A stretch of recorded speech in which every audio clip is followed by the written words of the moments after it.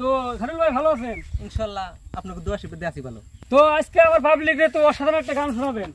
অসাধারণ এতদিন তো নিজে বানাই নাই, শুনাইলাম। এখন মানে দুই একটা মানে বাহিরা গানও একজন কমেন্ট করছে যে খালি নিজে বানাই না গানি কোয়াও তে কিছু গুরু বিচ্ছেদ বা আল্লাহ বিচ্ছেদ আল্লাহ ভক্ত সেই পারপসে দুই একটা গান গাও।